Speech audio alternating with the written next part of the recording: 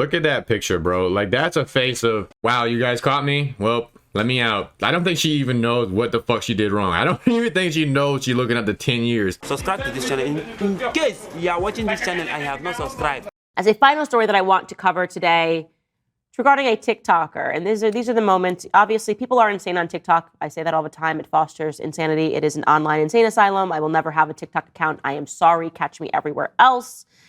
But this is a true crime TikTok, and I love this because somebody was being crazy on TikTok, and then they got found out. Yes, a TikToker has now been charged in a GoFundMe cancer scam after documenting her battle.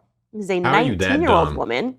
She scammed hundreds of donors out of more than $37,000 by lying and saying that she was battling pancreatic cancer and having a tumor that was the size of a football.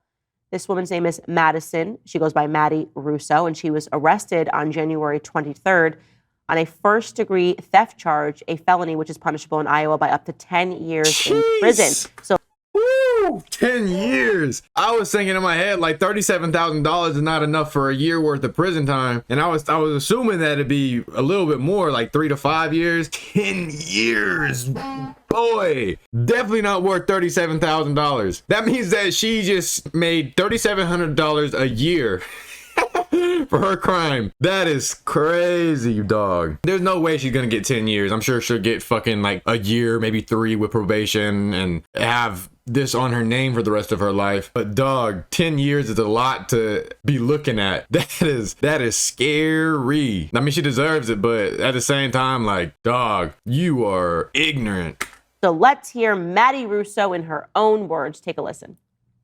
Days where, like, you know, I'm too sick from treatment, where I can't go anywhere, I can't do anything. I feel like, you know, I can't get ready. I just lay in my bed and puke, you know, and it's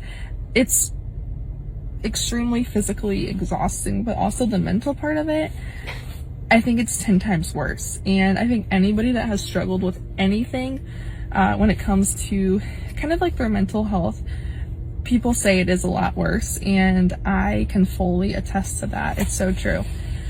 But sometimes I just need to step back and, you know, get reminders from friends and family like, Maddie, it's okay if you can't make it to the gym today. It's okay if you show up to the gym and you walk for 15 minutes and your body is like, nope, you can't do this, and you go home. Like, it's okay, because I have to realize that before I even do anything or attempt to do anything, my body is fighting so hard every minute just to stay alive. And like one of my good friends told me, he said, hey, you know what? When you go into the gym, you have to realize that your body has already done, you know, 6 or 7 workouts before even stepping foot in there. And that really resonated with me. And I guess it's okay just to be like, you know, it's gonna be fine. You hope it's gonna be fine. Fingers crossed. We're all praying, obviously.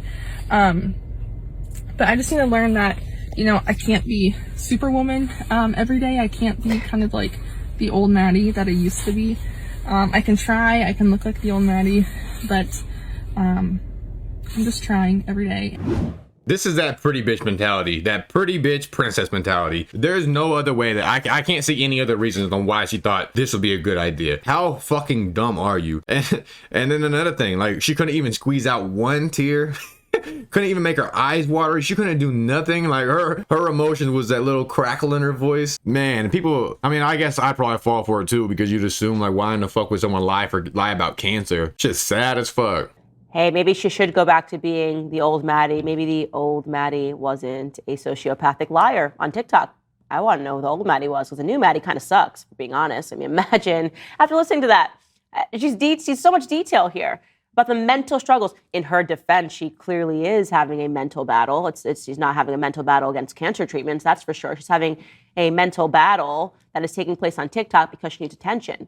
And then this need for attention, and then the feedback loop of her getting it, was she just became more and more desperate, right? Creating an entire narrative. I have no doubt, by the way, that she had those real conversations with her friends, right? I bet she's even lied to her friends for attention. Yeah, she had to. Which begs the question, where are Maddie's parents? Where are Maddie's parents? How do you raise a child that would come up with a cancer scam? Are they not following her on TikTok? Are they not watching this? Are they not watching her gain all this money? Why would Maddie do this? Why would a 19-year-old person do this? Even if they didn't see her, there's no way that they didn't hear about it. Anybody that would have saw her would have been like, oh my God, I'm so sorry about your daughter. There's no way that she didn't either lie to people that were close to her or they weren't in on it. How sick do you have to be to pretend that you have cancer? A. How sick do you have Sicker to be than cancer? to then raise money on the cancer that you don't have? B. Can anybody answer these questions for me? Of course, if you are this sick, it makes sense that you have a TikTok account because it's an online insane asylum.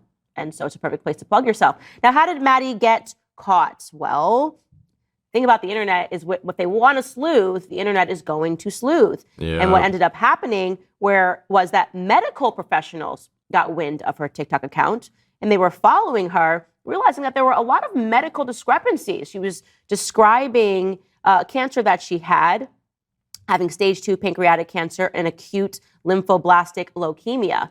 And you can see in this photo, if you're listening to the podcast, she has herself, she is linked up to some sort of an IV, right? This is how far she went in this deception. She has herself linked to an IV. I didn't even think about that. She has the IV linked to her neck, it looks like, right? So like she's getting some sort of treatment to her neck.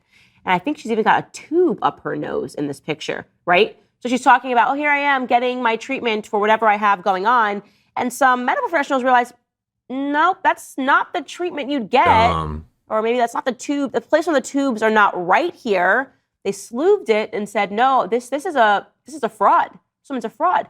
And those medical professionals then reached out to the authorities. And the authorities found Maddie. And here's Maddie in her mugshot. You'll notice she has no injuries on her neck. It doesn't look like there's been an IV in her neck because Maddie didn't have cancer. Look at that picture, bro. Like, that's a face of, wow, you guys caught me? Well, let me out. I don't think she even knows what the fuck she did wrong. I don't even think she knows she's looking up to 10 years. Because if she knew she was looking up to 10 years and she's still not crying, then I can see why she wasn't crying when she was pretending to have cancer. Because you are a tough bitch if you are looking at 10 years and you don't shed a tear. Especially as someone that's not a criminal. You're just going on about your life, probably graduated college, living a nice life, drinking Starbucks every single day of your life, on your little routine, walking your dogs every morning, and then you get hit with 10 years. Dog, you are gonna ball. You are gonna ball. Maddie's just a liar. Maddie's a big, fat liar. And now Maddie's gonna pay for her big, fat lies, hopefully to the tune of more than the $37,000 that she stole from people. And Maddie should, the shame of that. Maddie's parents, man, I feel bad for that. I couldn't even imagine if this was my child. I don't even, the deaths that people will go through. They don't care, obviously. On the internet. Ladies and gentlemen, just an update for you. TikTok is still an online mental asylum. And that's all I have to say about that. It really is, man. That is a good way to describe TikTok, a fucking mental asylum. But yeah, that's gonna be the end of that video. Please like the video. If you got anything to say about the video, let me know down below. You know I read every single comment. And if you fuck with your boy, will you please give me a subscription? With that being said, deuces.